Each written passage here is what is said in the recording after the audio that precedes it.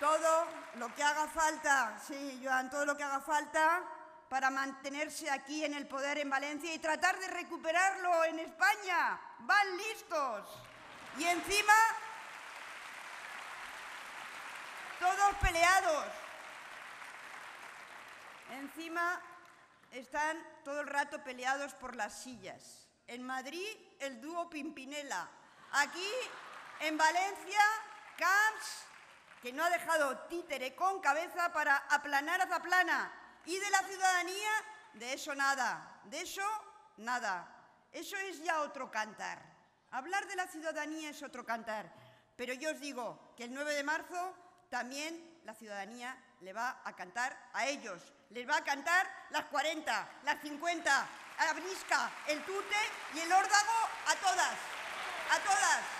en España y en Valencia. Nos proponemos hacer llegar a todos los lugares de esta tierra, hasta los hogares más lejanos de las ciudades, la nueva televisión digital terrestre e impulsaremos a nuestras pymes para que todas tengan un lugar destacado en la red.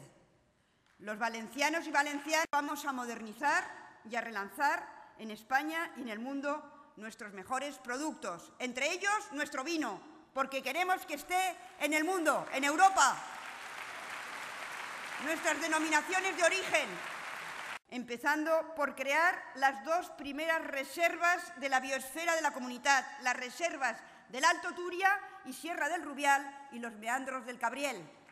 Además, plantaremos 4,5 millones de árboles, 1 por valenciano. Sí.